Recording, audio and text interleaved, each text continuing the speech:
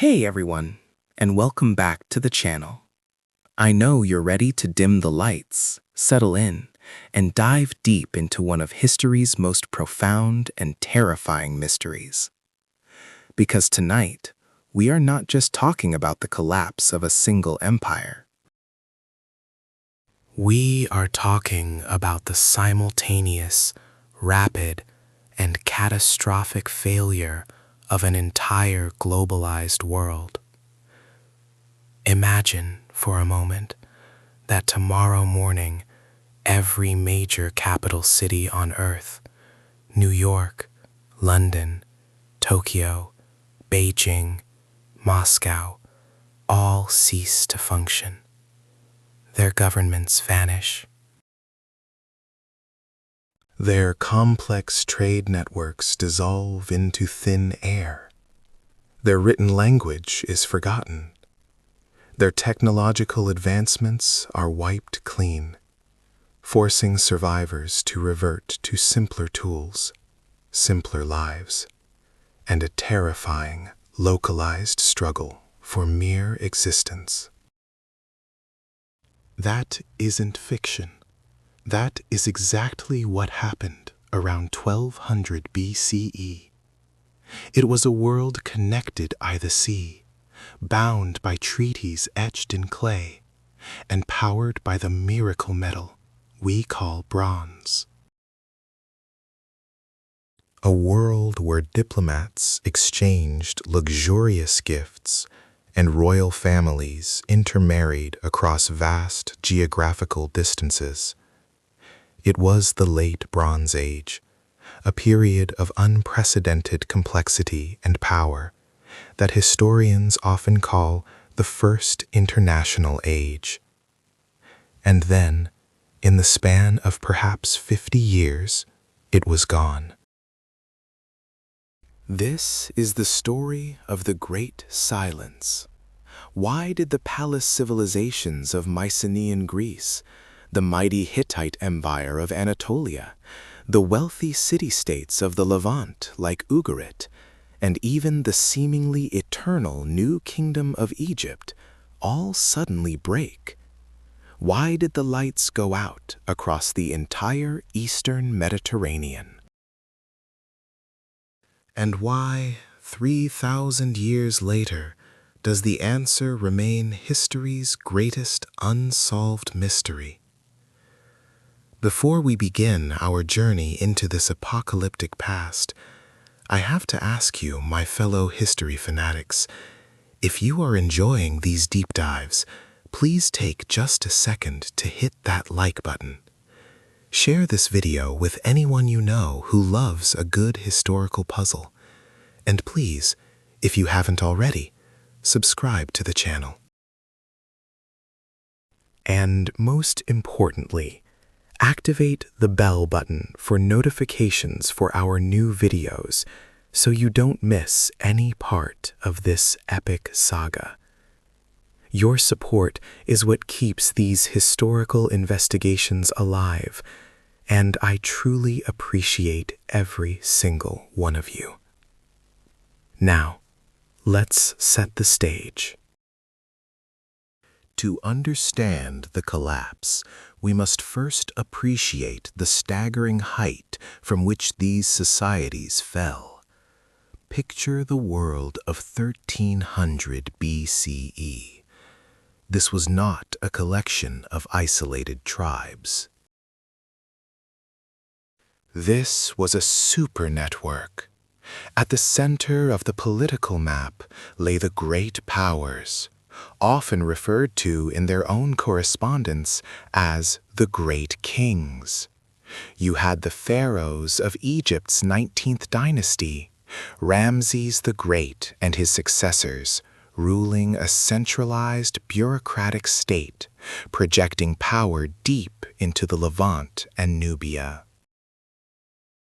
To the north, in what is now Turkey, stood the Hittite Empire, Hatti, a sophisticated militaristic society with a vast legal code and a capital at Hattusa. housing a royal library of tens of thousands of cuneiform tablets. Across the Aegean, the Mycenaean Greeks, the people Homer would later remember as heroes, controlled a vast network of fortified palace centers like Mycenae, Tiryns, and Pylos. These were not democratic city-states yet. These were centralized, highly organized kingdoms ruled by Wanaxes, controlling every aspect of the economy, from olive oil production to bronze weapon manufacturing, meticulously recorded on clay tablets, using the script we call Linear B. Trade was the lifeblood. Ships sailed massive routes, carrying tin from as far away as Afghanistan or Cornwall to Cyprus, where it was smelted with copper to create bronze. Think about that. A globalization achieved without engines, without modern navigation, yet spanning thousands of miles. The Ulu Burun shipwreck, discovered off the coast of Turkey, is a perfect time capsule, showing us just how interconnected this world was. It was carrying 10 tons of Cypriot copper, hundreds of pounds of tin, ebony from Africa, glass ingots, jewelry, and even rare artifacts from Mycenaean Greece and the Near East. This ship wasn't just a vessel. It was a floating representation of the entire Bronze Age economy. Diplomacy was formalized. We know this thanks to the incredible discovery of the Amarna letters in Egypt, a collection of over 300 cuneiform tablets detailing the diplomatic correspondence between the pharaohs and the great kings, written in Akkadian, the lingua franca of the time. They wrote to each other as brother to brother, discussing trade quotas, demanding gold, arranging marriages, and even complaining about minor slights. It paints a picture of a stable, if competitive, international system, a system designed to manage conflict and maintain the flow of goods. The economy was based on the palace system. These palaces, in Mycenae, in Knossos, in Ugarit, were not just royal residences. They were massive redistribution centers. They collected agricultural surplus, manufactured goods, stored them, and then paid out rations and supplies to the populace and the armies. The entire society was structured around this centralized authority and its ability to manage resources. And then the system buckled. Archaeologists have uncovered evidence of destruction so widespread and so sudden that it defies easy explanation. Within a single generation, virtually every major city in the Eastern Mediterranean was either destroyed, violently abandoned, or suffered a severe contraction. Mycenae, the legendary home of Agamemnon, burned.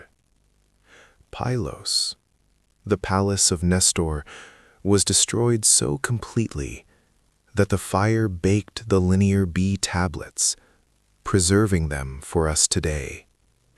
Tablets that shockingly detail last-minute preparations for an invasion that clearly overwhelmed them. The great Hittite capital of Hattusa was abandoned, its archives sealed, its population scattered, leaving behind a silence that lasted centuries. Ugarit, the wealthy port city on the Syrian coast, was violently sacked and its harbor left to silt up, leaving behind the final desperate letters of its king, appealing to his allies just before the end. Egypt, though surviving the worst of the initial wave, was crippled, weakened, and never again achieved the magnificent power of the new kingdom. What is truly chilling is not just the destruction, but the regression that followed. When the palaces burned, the entire sophisticated structure collapsed. The complex linear B script, the Greek Dark Age, literacy vanished. Monumental architecture ceased. International trade dried up. People stopped using bronze, which required that complex, globalized supply chain of tin and copper, and instead started relying on locally sourced iron, a less desirable but more accessible metal. The world didn't just change, it shrank. It became poor, illiterate, and fractured. This is why we call it the Great Silence. The people who survived this catastrophe didn't write down what happened. They didn't leave us an official history of the fall. The few records we do have are desperate, fragmented pleas from the very end, or boastful, often cryptic, accounts from the one power that barely clung on: Egypt. So, what are the theories? How could such a robust, interconnected system fail so comprehensively? Many historians argue that the collapse wasn't triggered by a single event, but rather a catastrophic convergence, a perfect storm of interconnected disasters that the fragile palace economy simply couldn't withstand. Let's start with the environment. One of the strongest theories points to devastating, prolonged drought. Paleoclimate data, derived from sources like pollen cores and sediment samples, suggests a significant and sudden shift in climate around 1200 BCE.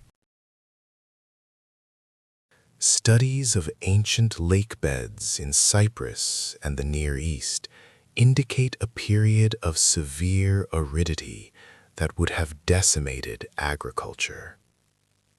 Remember, the palace economy was based on surplus. If the harvests failed for 3 or 4 consecutive years, the central administration, which relied on grain storage to feed its workers, soldiers, and artisans, would have quickly run out of reserves. Famine breeds instability, and instability breeds migration and internal revolt. If the people are starving, they don't care about the king's treaties with the Hittites. They care about survival. This environmental stress likely led to the second major theory: system collapse. The Bronze Age world was incredibly centralized, but also incredibly brittle. Think of it like a global supply chain today. If one critical link breaks, say the source of tin in Afghanistan or the grain shipments from the Nile Delta, the entire network seizes up. When the drought hit, it didn't just affect one kingdom. It affected everyone simultaneously. The Mycenaeans couldn't trade olive oil for Egyptian grain because Egypt was also struggling. The Hittites couldn't afford to pay their mercenaries. This interdependence, which was the source of their wealth and strength during the good times, became their fatal weakness during the bad times. When the central authority of the palaces failed due to resource scarcity, the entire edifice, the bureaucracy, the armies, the trade routes, the writing system, all came tumbling down. People stopped relying on the distant king and started relying only on their local strongmen, leading to internal warfare and fragmentation. But even a system collapse doesn't fully explain the sheer violence and synchronized destruction evident in the archaeological record. For that, we turn to the most dramatic and mysterious actors of the collapse, the Sea Peoples. The Sea Peoples are perhaps the most famous and enigmatic element of this story. We know about them almost exclusively through Egyptian records, specifically the inscriptions on the walls of the mortuary temple of Ramses III at Medinet Habu. These reliefs depict massive naval battles and land engagements, showing the pharaoh fighting off a terrifying coalition of invaders. Ramses III claims to have defeated them, but his records paint a chilling picture of the chaos they created. He describes how the invaders swept through the Levant and Anatolia, destroying everything in their path. The foreign countries made a conspiracy in their islands. All at once the lands were removed and scattered in the fray. No land could stand before their arms, from Hatti, Kode, Carchemish, Arzawa, and Alashia on, being cut off at one time. The names Ramses gives to these groups are bizarre and confusing. The Peliset, the Checker, the Sheridan, the Shekelesh, and the Denyen. Were they pirates? Were they desperate refugees fleeing the drought and famine in their own lands? Were they organized armies? The identity of the Sea Peoples is one of the biggest debates in archaeology. Some scholars link the Peliset to the Philistines, who settled in the southern Levant shortly after this period. Others suggest the Denyen might be connected to the Greeks, the Danaoi of Homer.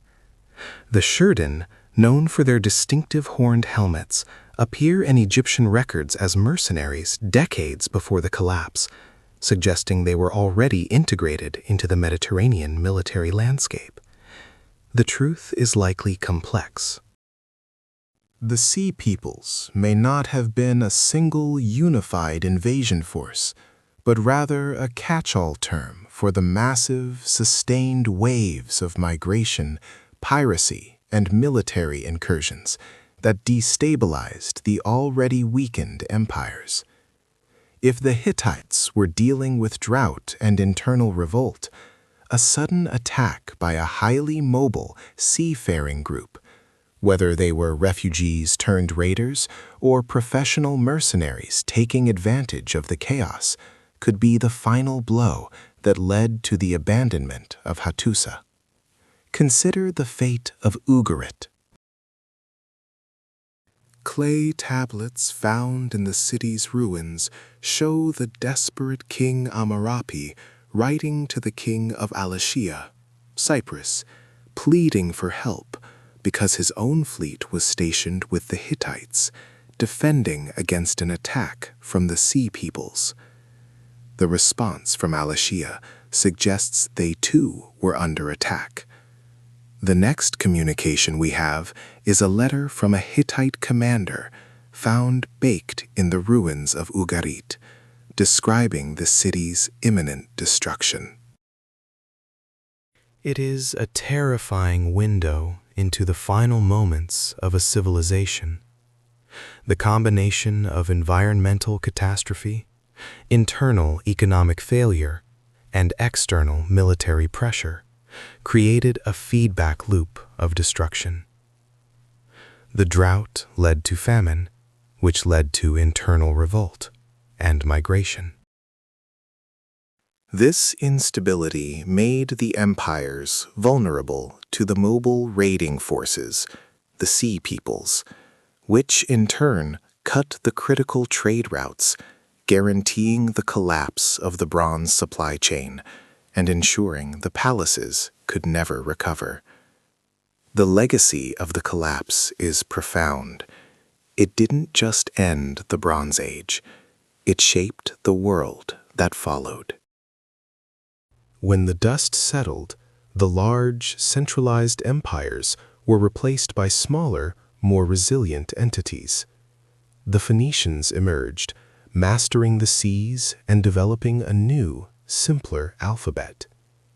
In Greece, the fragmented communities slowly began to rebuild, eventually leading to the independent city-states, the polis, that would define classical history. Iron, the metal of the survivors, became the metal of the future. The collapse was a reset button, a terrifying reminder that even the most advanced and interconnected civilizations are susceptible to systemic failure. And the fact that we still argue over the primary cause, is it climate change? Is it invasion? Is it internal revolt? Shows us just how complete and effective the Great Silence truly was. The voices of those who suffered were simply lost to the darkness. We are going to spend the next hour systematically investigating each of these theories, diving deep into the archaeological evidence from the sunken ships, the burned palaces, and the desperate inscriptions. We will visit the ruins of Mycenae, explore the secrets of the Hittite archives, and try to decode the true identity of the Sea Peoples. But before we move on, I want to hear from you. This is the central mystery, so tell me, if you could send one message back in time to the leaders of the Bronze Age world in 1250 BCE, one single piece of advice, one warning, what would it be? What is the one thing they could have done to avert the Great Silence? Let me know your theories in the comments below. Grab your drink, get comfortable, because we are about to journey into the heart of history's greatest dark age. Let's explore the Great Silence. Grab your drink, get comfortable, because we are about to journey into the heart of history's greatest dark age. Let's explore the Great Silence. We talk about the collapse, but we need to grasp the sheer scope of what we mean by the Great Silence. This wasn't just a recession or a temporary setback. This was the systematic, near total erasure of an entire globalized civilization across the Aegean, Anatolia, the Levant, and Egypt. Imagine the entire infrastructure of the modern world, your internet, your banking system, your shipping routes, your power grid, failing simultaneously, and then staying failed for 400 years. That's the scale of the disaster we are talking about. Before 1200 BCE, the late Bronze Age world was arguably the most sophisticated interconnected system humanity had ever constructed. We had superpowers, the new kingdom of Egypt, the mighty Hittite Empire, the Mycenaean kingdoms of Greece, the Babylonian Kassites, and the vast trading networks centered in Cyprus and the Levant. They traded copper, tin, gold, grain, oil, and slaves across thousands of miles of sea and land. Kings wrote to each other in diplomatic Akkadian, addressing each other as brother. They shared technology, treaties, and even royal marriages. This was an international system built on trust and highly specialized logistics. But that specialization, my friends, was the fatal flaw. Think about bronze. Bronze is the defining metal of this age, but it's an alloy. You need copper, which often came from Cyprus, but critically, you need tin. Where did the tin come from? Primarily from the far reaches of modern Afghanistan, or perhaps ancient sources in Iberia or Cornwall. This means that a Mycenaean warrior in Greece, wielding a sword, was utterly dependent on a supply chain stretching over 3,000 miles, crossing mountains, deserts, and turbulent seas. When that supply chain broke, and it broke hard around 1200 BCE, the entire foundation of their military, their agriculture, bronze tools, and their luxury economy vaporized. We are diving deep into the possible vectors of destruction now. History rarely gives us a single villain. Usually, it's a confluence of disasters arriving at the worst possible moment. The Bronze Age collapse wasn't caused by one thing, but by a catastrophic domino effect, where 4 or 5 major crises hit simultaneously, overwhelming a system already pushed to its breaking point.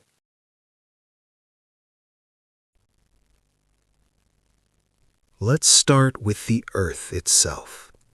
While the kings were busy writing flowery letters and building massive palaces, the climate was shifting.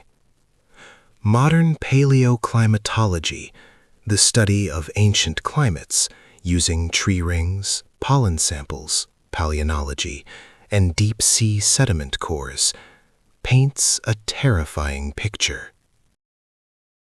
Around 1250 BCE, a prolonged, multi-decade megadrought settled over the entire eastern Mediterranean.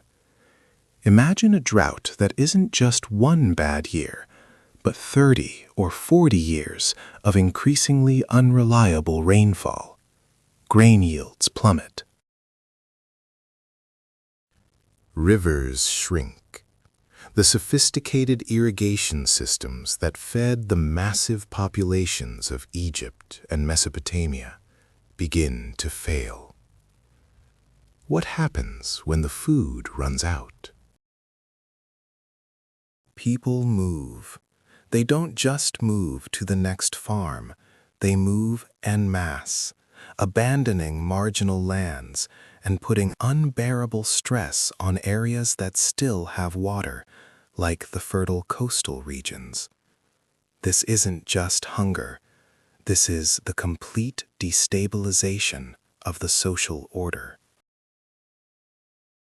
When the palace can no longer feed its people, loyalty evaporates. The evidence for this is chillingly specific. We see changes in pollen records across Greece and Turkey, indicating a shift from water-loving crops and trees to drought-resistant species. We see desperate pleas for grain in the surviving diplomatic correspondence. The Egyptian records of Ramesses III describe grain shipments being sent to the starving Hittites, shipments that ultimately were too little, too late. So here's a question for you in the comments. If climate change was the primary driver, does that mean the Bronze Age collapse was inevitable, regardless of the political choices the kings made? Is civilization always one prolonged drought away from utter ruin? Let me know your thoughts below. And while you're down there, if you're finding this deep dive fascinating, please smash that like button. It tells YouTube that you want more history mysteries just like this one. Vector 2. System collapse and the hyper-fragile economy. The Bronze Age economy, while advanced, was fundamentally top-heavy and brittle. It was a palace economy. The palaces in Mycenae, Pylos, Knossos, Hattusa controlled everything: the production, the distribution, the military, and the accounting, often using linear B script, which was essentially just a giant spreadsheet system. This centralization meant that all wealth and power were concentrated in vulnerable, single points. If the palace burned, the entire economic system of that region ceased to exist. There was no decentralized banking, no robust middle class to pick up the pieces. Now, layer the drought crisis on top of the supply chain crisis. The tin trade stops. Copper prices skyrocket. Suddenly, the very tools needed to maintain the agricultural system, the bronze plows and sickles, can't be repaired or replaced. Famine worsens. The crucial point here is the interdependence. If the Hittites fall to famine and invaders, they stop shipping silver and timber. That hurts Ugarit, the great trading port. If Ugarit is destroyed, the maritime route to Egypt and Cyprus is severed. This is not a slow leak. It's a cascading failure of global proportions. Every major kingdom had tied its fate to the prosperity of its neighbors. When one domino falls, the entire line is wiped out. Vector 3. The internal uprising, the silent revolution. We often focus on external threats, the famous sea peoples. But what about the enemy within? The late Bronze Age societies were rigidly stratified. You had the king and the elite warrior class living in relative splendor, and then you had the vast majority of the population, farmers, laborers, and slaves, who bore the brunt of the taxation and the labor demands, especially in times of stress. When the drought hit, who starved first? Not the palace elite, who had massive grain reserves. It was the common people. We have archaeological hints of internal strife. In some Mycenaean sites, like Pylos, the destruction layers show signs of deliberate, localized burning that might suggest an internal revolt, rather than a foreign invasion. If the palace guard is starving, or if the peasants see the palace hoarding food while their children die, the temptation to revolt becomes overwhelming. Historians call these internal conflicts, system-transforming events. The collapse wasn't just invaders sweeping through. It was the entire system, tearing itself apart from the inside. Starving citizens, perhaps armed with newly accessible, cheaper iron tools, might have seen the external chaos as the perfect opportunity to overthrow the oppressive elite. Imagine the chaos, drought, famine.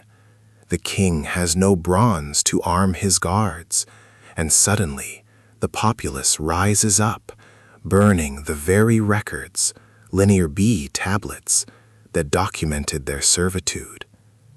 The palaces weren't just destroyed, they were often deliberately leveled and abandoned, suggesting a profound rejection of the previous way of life.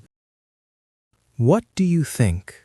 Was the collapse primarily a class struggle dressed up as an invasion? Drop your thoughts in the comments. Now, let's talk about the most dramatic and enigmatic element of the collapse, the Sea Peoples. We know them almost entirely from the monumental inscriptions carved into the walls of the mortuary temple of Pharaoh Ramesses III at Medinet Habu in Egypt.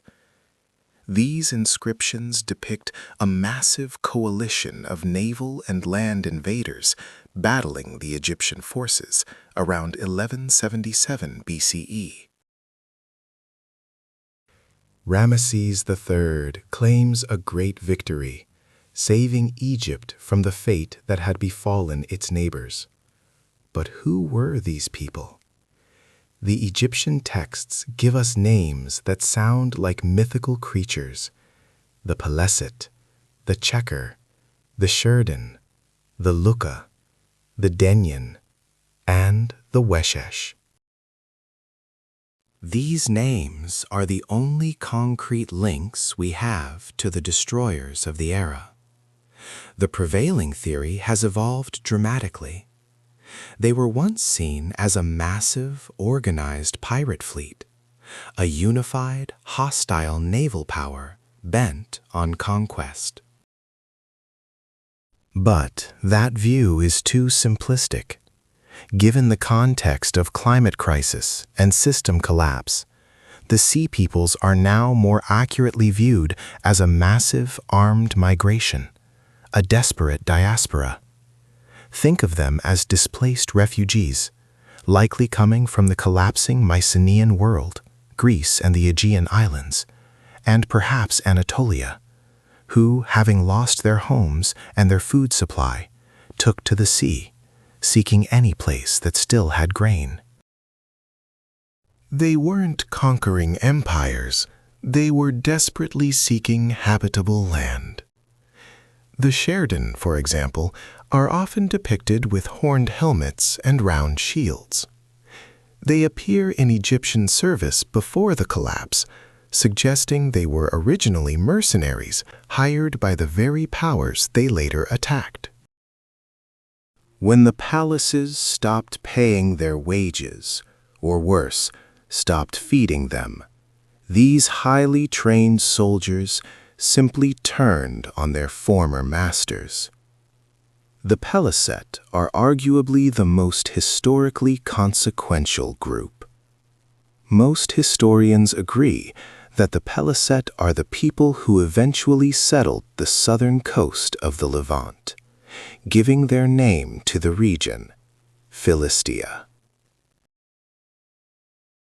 Yes, the Philistines of biblical fame are likely a direct remnant of the Bronze Age collapse. The tragedy of the Sea Peoples is that they represent the ultimate symptom of the collapse. They were the hungry masses, armed and terrified, forced to become destroyers simply to survive. They were the wave that finally broke the already crumbling wall of civilization. We need to pause here and appreciate the incredible historical debt we owe to Ramesses III. If he hadn't commissioned those massive, detailed reliefs at Medinet Habu, we would have virtually no contemporary account of the external pressures that defined 1200 BCE. It's one of the few places where the lights didn't go out entirely. If you haven't already, please take a moment to hit that notification bell and subscribe. You don't want to miss our next video, where we break down the specific identities and possible origins of each of the major Sea Peoples groups. To truly understand the Great Silence, we need to look at the sites where the lights were extinguished. Let's start with the superpower of Anatolia, the Hittite Empire, centered at its magnificent capital, Hattusa. For centuries, the Hittites were Egypt's only real rival, culminating in the Battle of Kadesh, the largest chariot battle ever fought, and the subsequent world's first known international peace treaty. They were a literate, organized, militaristic society that controlled vast swaths of modern Turkey and Syria. Then, around 1180 BCE, they vanish. The archaeological record at Hattusa is devastatingly clear. The city was systematically burned and then, crucially, abandoned. It was never reoccupied by the Hittites. Their complex cuneiform writing system, used for law codes and historical records, vanished completely from Anatolia. The Hittite identity simply ceased to exist. What happened? We have fragments of evidence. We have the desperate letters sent by the last Hittite king, Suppiluliuma II, pleading with his vassal states for help, reporting enemy incursions, and confirming the famine. We know Egypt sent grain, but the supply lines were too compromised. The drought was too severe, and the threats, likely a combination of internal revolts, nomadic groups, and the Sea Peoples sweeping the coast, were too numerous. The collapse of the Hittite Empire wasn't just the fall of a capital. It was the disappearance of an entire civilization, taking its language, its government structure, and its vast library of knowledge with it. The region of Anatolia entered a dark age so profound that it took nearly 500 years for anything resembling a regional power to re-emerge. Case study in panic, the last letters of Ugarit. If Hattusa gives us the silence of a vanished empire, the city of Ugarit gives us the scream of a dying one. Ugarit, located on the coast of modern Syria, was the ultimate trading nexus. It was a cosmopolitan hub where Akkadian, Ugaritic, and Egyptian were spoken daily. Its wealth was legendary, built entirely on its role as the maritime gateway between the Aegean, Cyprus, and the Near East. The destruction of Ugarit is unique because the final moments were literally preserved. When the city was violently sacked and burned, a fire so intense it baked the clay tablets stored in the royal library, it left us with a series of frantic, final letters. These tablets are the closest thing we have to a live news report from 1200 BCE. In one letter, written by the king of Ugarit, Amurapi, to the king of Alashia, Cyprus, he reports complete chaos. The enemy ships came here, my cities were burned, and they did evil things in my country. Does my father not know that all my troops and chariots are stationed in the Hittite country, and all my ships are stationed in the Luka country? Thus, the country is abandoned to itself.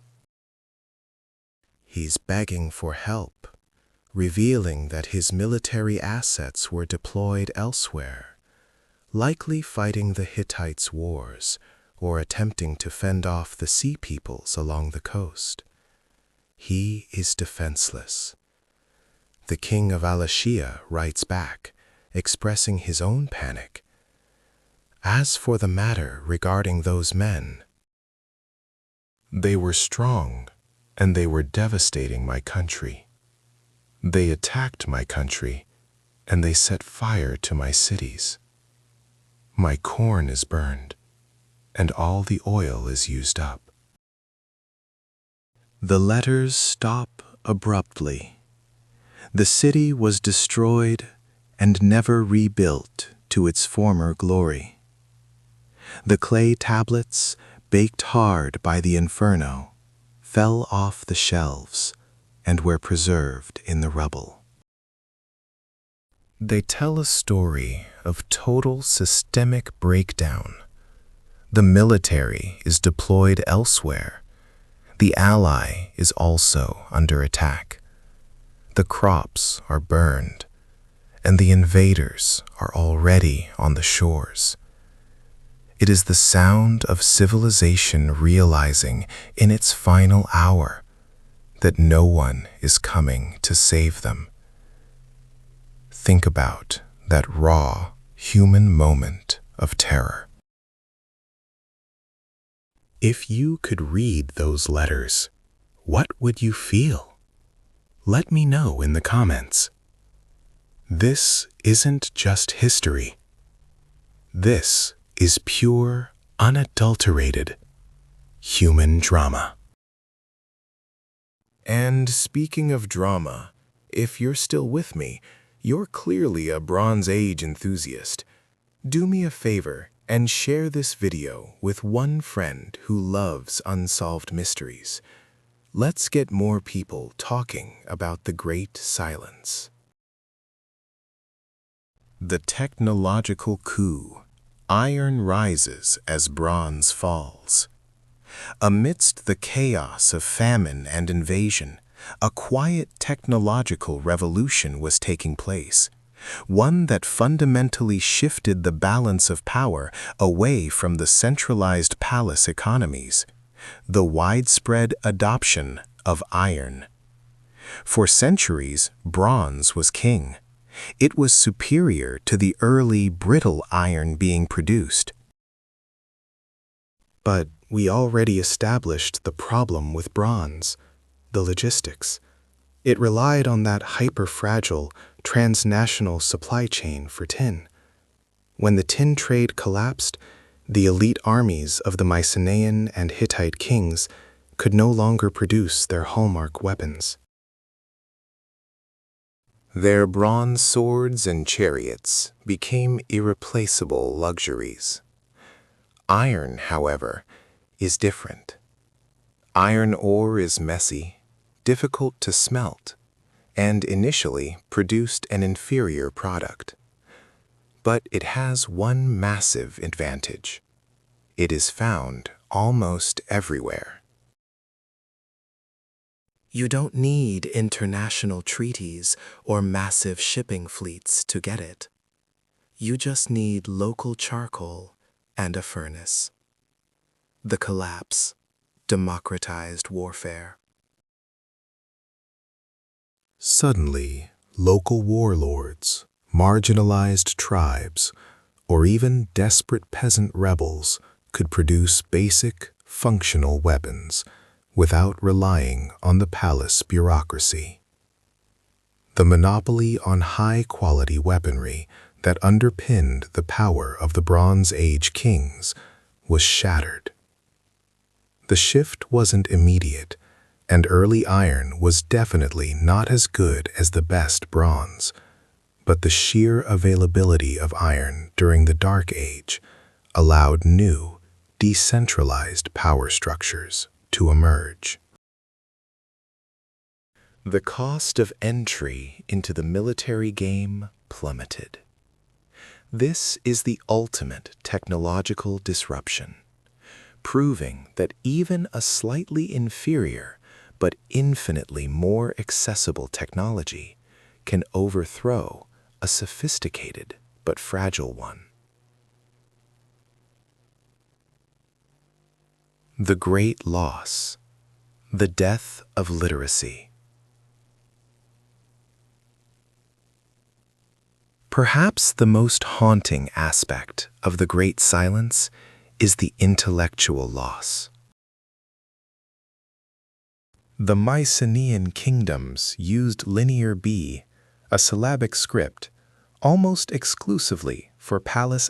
The Mycenaean kingdoms used Linear B, a syllabic script, almost exclusively for palace accounting, tracking sheep, grain, and military supplies. It was a tool of bureaucracy, not literature or diplomacy, which used Akkadian cuneiform. When the palaces burned, the accounting system was no longer needed. The scribes, who were highly specialized functionaries, either died, fled, or found themselves in a society that valued survival skills over ledger keeping. Result? Linear B banished.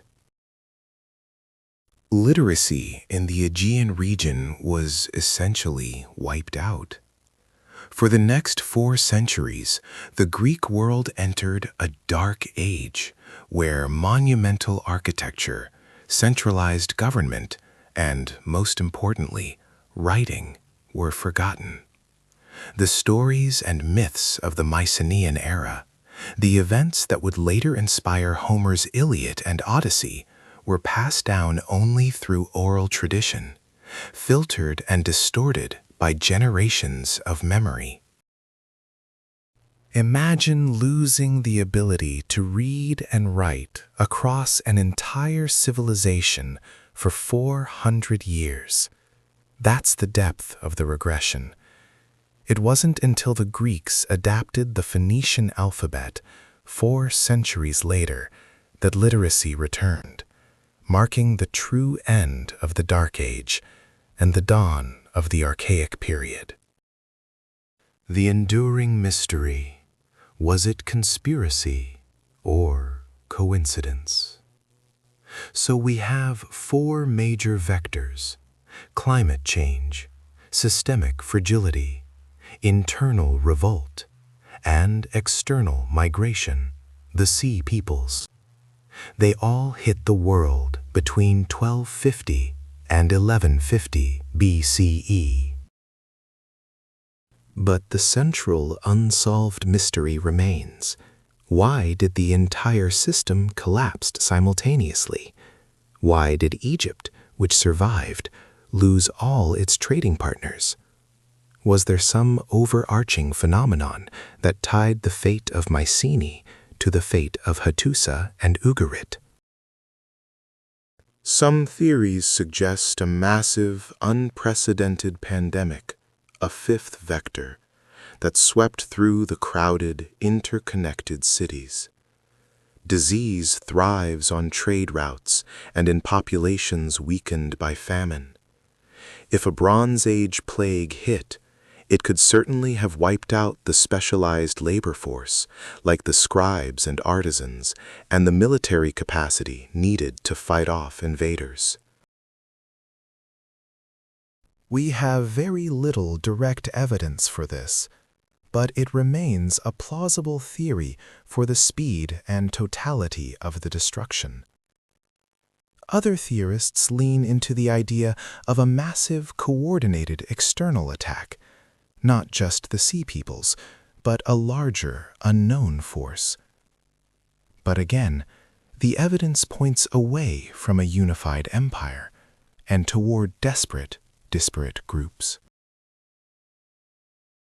The most compelling modern consensus is that the Bronze Age world was simply too interconnected and too specialized to handle a multi-pronged crisis. They had built a beautiful, complex house of cards, and when the foundational card, the climate stability, Tin supply was pulled. The entire structure fell down, taking everyone with it. The Great Silence is history's ultimate cautionary tale about the dangers of extreme globalization and centralized power. When things are good, they are very good. When they are bad, they are catastrophically bad. We are only just scratching the surface of the archaeological and historical data.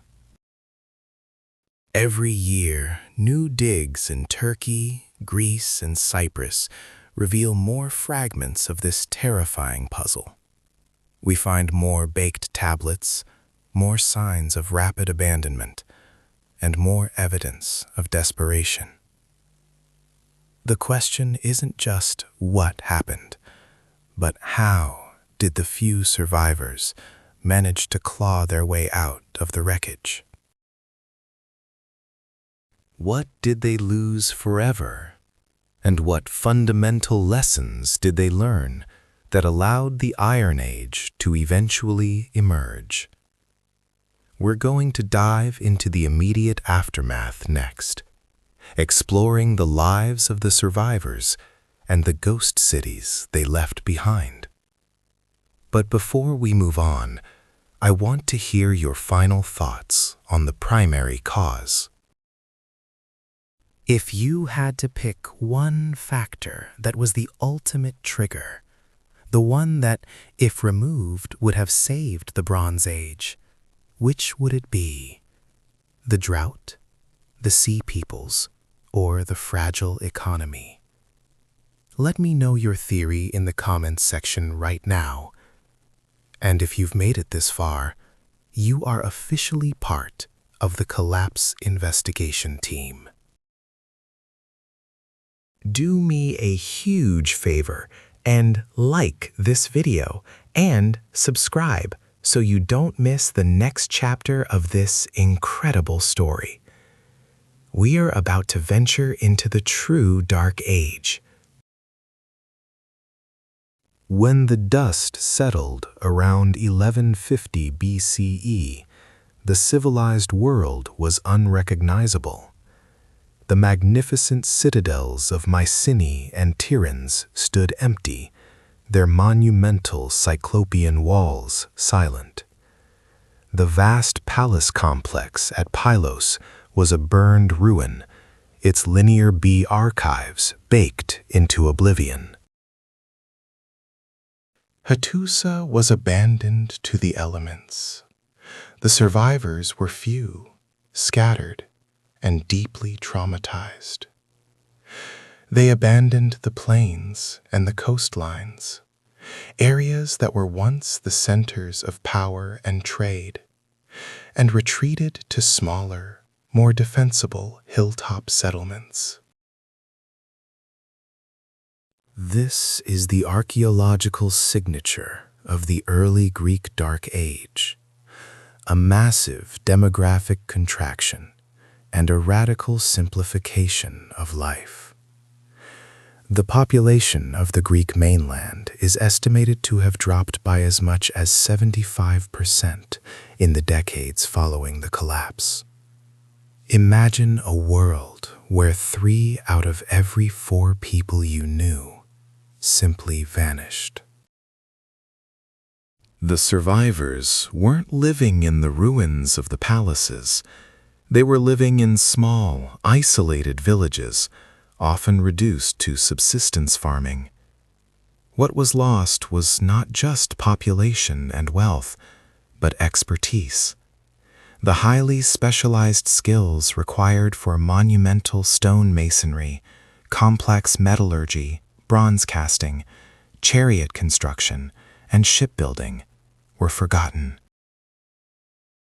The massive Tholos tombs, the treasuries built for the Mycenaean kings, were never replicated. The knowledge of how to build on that scale simply disappeared.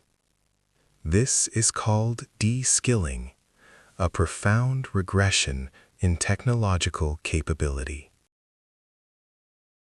The memory of the Bronze Age giants persisted, however, but only as mythology. The people living in the small Iron Age villages of Greece looked up at the massive, empty stone fortifications and assumed they must have been built by actual giants. Hence the term Cyclopean walls, meaning walls built by the Cyclopes. They couldn't conceive that their own ancestors possessed the engineering skills to move those colossal stones. This oral memory, this mythologized history, is the raw material that Homer eventually used centuries later. The heroes of the Iliad, Agamemnon, Achilles, Odysseus, were not historical figures as we know them, but echoes of the powerful, wealthy Mycenaean kings whose world had been extinguished in the Great Silence. When Homer speaks of bronze-clad Achaeans, he is speaking of a golden age that was already ancient history to his audience. The survival of Egypt and Assyria, the exceptions that prove the rule. While the entire system was crashing, two major powers managed to survive, though severely weakened: Egypt and Assyria. Their survival offers crucial clues about why the others failed. Egypt, under Ramesses III, was battered but not broken.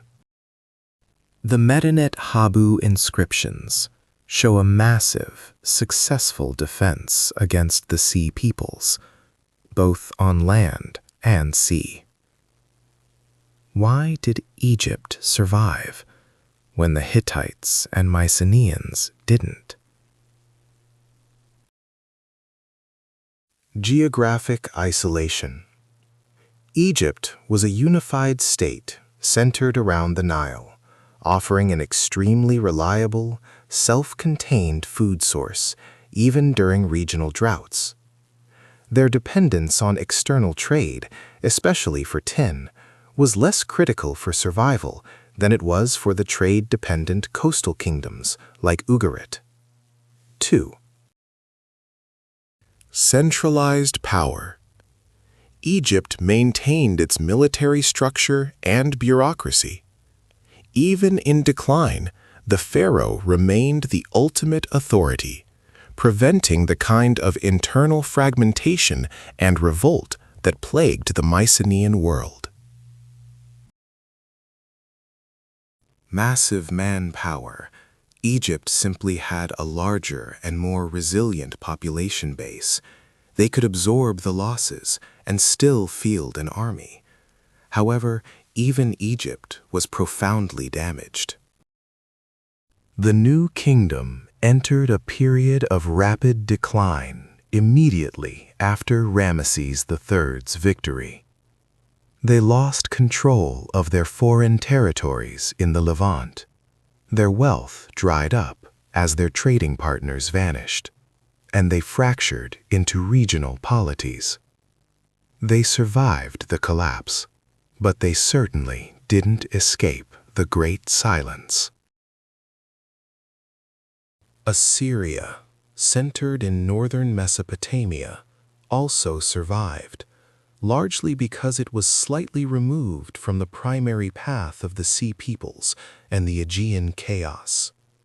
But they too faced immense challenges from invading Aramaean tribes and internal instability.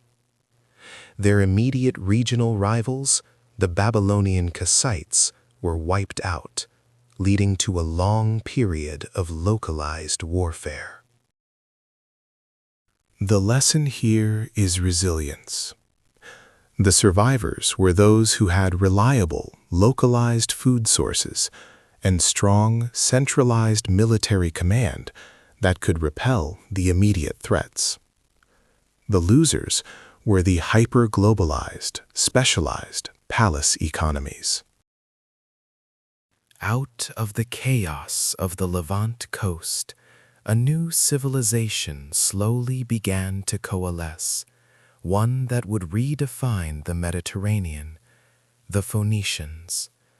Centered in cities like Tyre, Sidon, and Byblos, cities that had been marginalized or damaged, but not utterly destroyed during the collapse, the Phoenicians were the ultimate inheritors of the maritime tradition of the Bronze Age.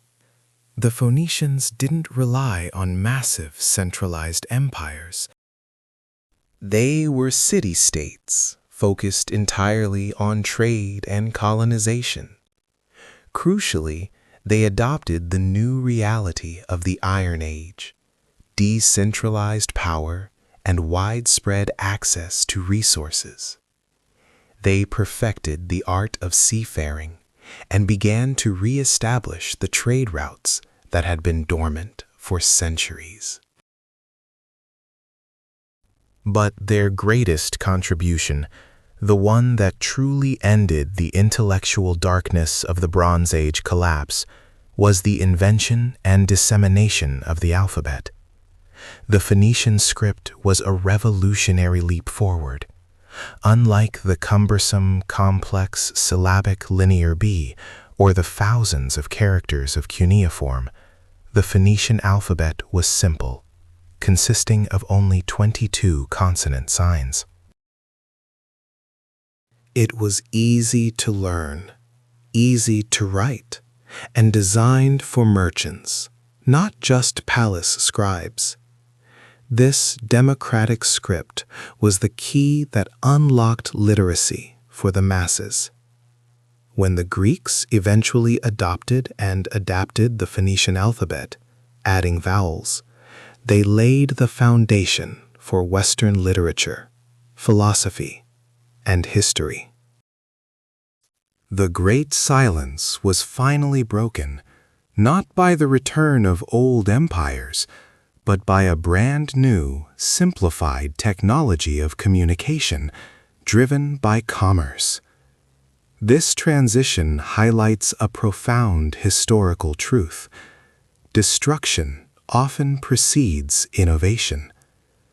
The catastrophic failure of the rigid, centralized Bronze Age system cleared the slate, allowing for the emergence of simpler, more flexible, and ultimately more resilient Iron Age structures.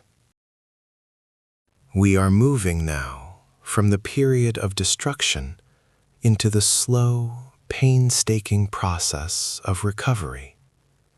This is where we see the first flicker of light in the darkness. But the path was fraught with danger, and the memory of the collapse lingered like a ghost, shaping the worldview of every civilization that followed. We need to explore the archaeological evidence for this recovery, the shift in burial customs, the changing architecture, and the slow, tentative re-establishment of contact between the isolated communities. This is the story of how humanity rebuilt from scratch, having lost almost everything. If you are enjoying this journey through history's greatest mystery, please remember to hit that like button and tell me what you think the most significant difference between the Bronze Age and the Iron Age was. Was it the metal, the writing, or the politics? The archaeology of desperation, burials and settlements. The shift in burial practices during the Dark Age speaks volumes about the psychological state of the survivors. In the late Bronze Age, the Mycenaean elite were buried in spectacular, elaborate phallos tombs, massive, dome-shaped structures filled with gold, bronze weapons, and imported luxury goods. These burials emphasized social hierarchy, wealth, and a belief in a powerful, structured afterlife. In the Dark Age, all that stops. The elaborate tombs disappear. Instead, we find simple, single inhumations or cremations in poor, unadorned graves. The grave goods are sparse, perhaps a single iron knife or a simple pottery vessel. This reflects a society that has lost its wealth, its specialized labor, and its rigid social structure. People were focused on survival, not on monumental displays of power. The settlements themselves shrink dramatically. Pylos, once a thriving regional capital, is reduced to nothing. Mycenae is abandoned. The few remaining communities are small, often consisting of just a few simple apsidal houses. These villages were largely self-sufficient, focused purely on local agriculture and resource extraction. The global economy was dead.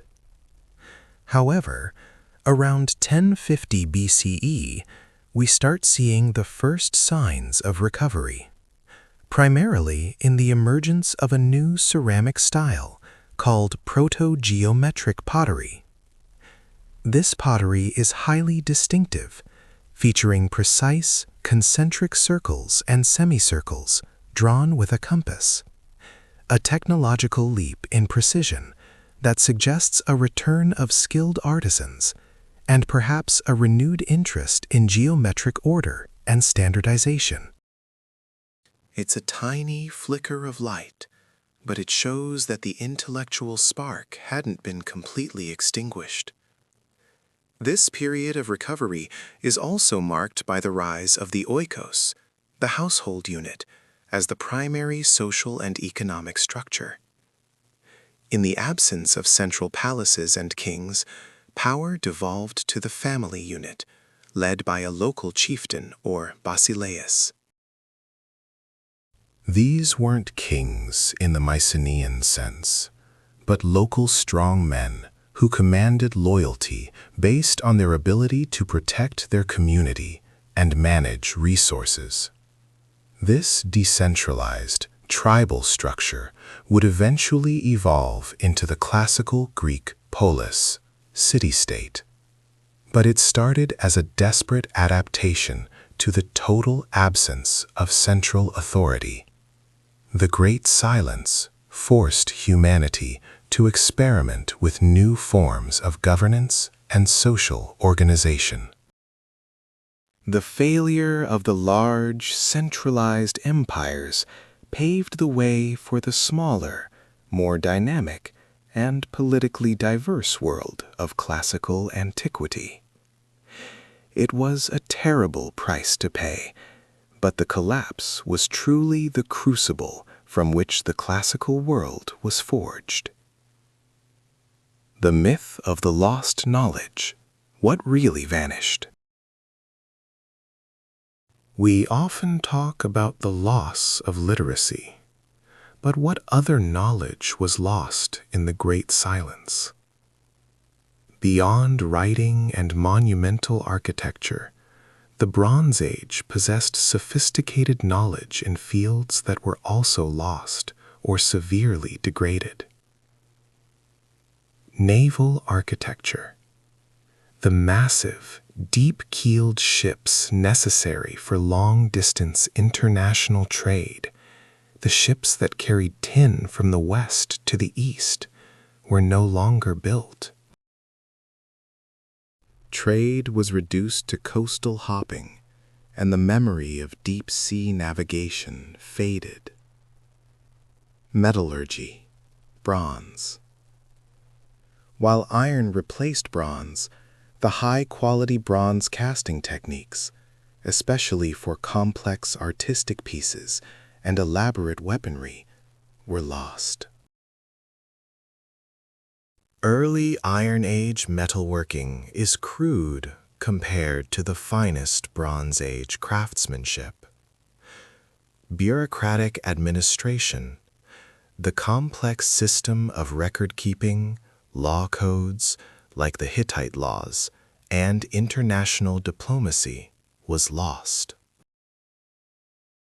When the Phoenicians and Greeks later re-established writing, they had to start from scratch, developing new legal and administrative systems. The people of the Dark Age were not necessarily stupider. They simply lived in a radically impoverished environment where specialized knowledge was a liability, not an asset. If you could smelt iron, grow grain, and fight, you survived. If you were a highly specialized scribe who only knew how to track palace inventories, you did not. This leads us to the terrifying realization that civilization is not a guaranteed upward trajectory.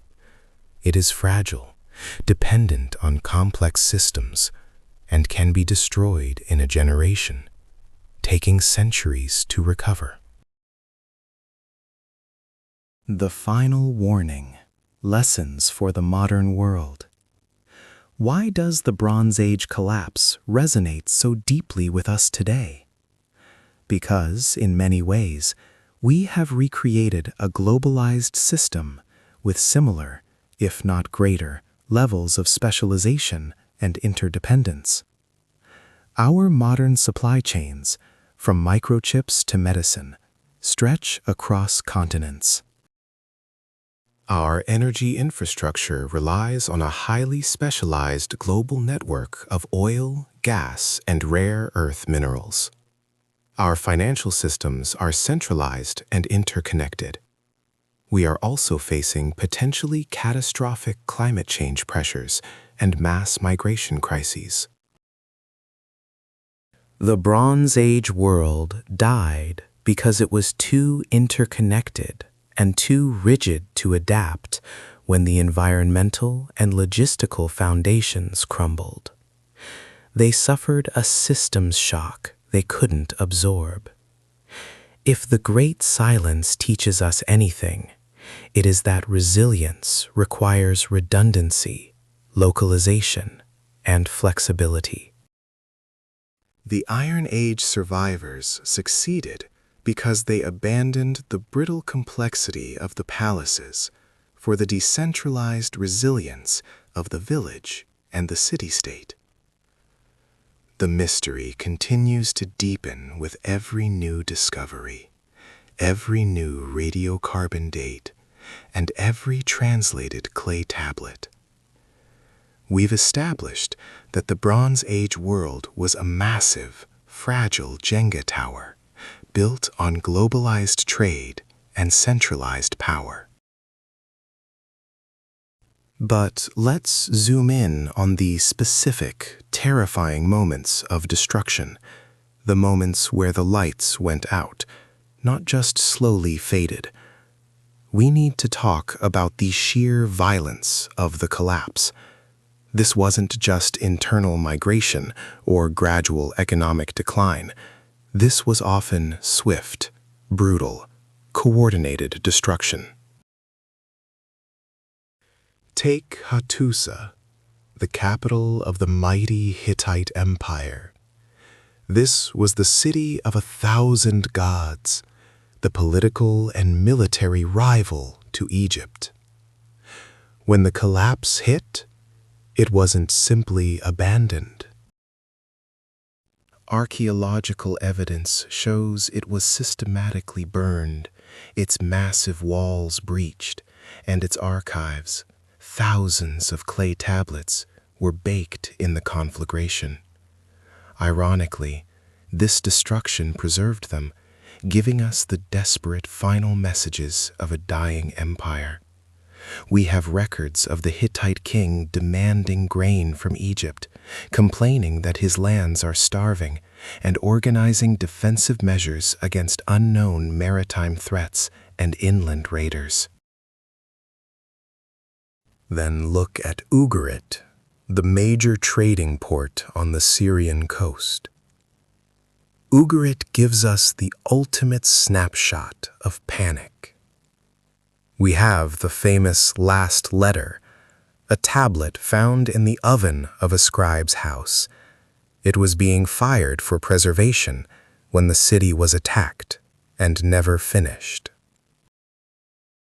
The letter, written by the prefect of the city, pleads with the king of Alashaya, likely Cyprus. The enemy's ships came here, my own troops fled, and the city is burned. Know that your ships are the only ones that survived. Think about that for a second, history nerds. The collapse was so sudden that the official communication system failed mid-sentence. The fire wasn't just accidental. The entire city was systematically leveled. And this pattern repeats. Mycenae, Troy, Miletus, Alalak. Massive, fortified centers, all falling simultaneously, often marked by a distinct layer of ash and destruction that archaeologists call the collapse horizon. This is where the sea peoples step back into the spotlight, because who else had the capacity, the motive, and the sheer coordination to execute this simultaneous demolition job across the entire eastern Mediterranean? Now, before we dive into the true identity of these mysterious raiders, and trust me, the theories are wild. If you are finding this deep dive into ancient apocalypse fascinating, do me a huge favor. Smash that like button and share this video with another history buff. It helps the channel grow and ensures you don't miss the next chapter in this unsolved mystery. Let's be clear, the Sea Peoples weren't just one group. The Egyptian records of Ramses III, our primary source for their existence, list multiple tribes. The Shurden, the Peliset, who some argue became the Philistines, the Checker, and the Denyen. They are described as a massive coalition, moving both by land and sea, bringing their families in their carts, implying they weren't just raiders, but migrating peoples looking for a new home. But here is the central, mind-bending question about the Sea Peoples. Were they the cause of the collapse, or were they merely the symptom? If the system was already weakened by drought, famine, and internal rebellions, if the great empires couldn't feed their own people, then the Sea Peoples might simply have been desperate refugees, soldiers of fortune, or displaced mercenaries who saw an opportunity to plunder the already crumbling palaces. Imagine the sheer chaos when the central authority fails. The highly trained Mycenaean or Hittite warriors who suddenly aren't being paid or fed might have simply turned rogue, joining the largest band of organized destruction they could find. They became the very thing they were supposed to defend against.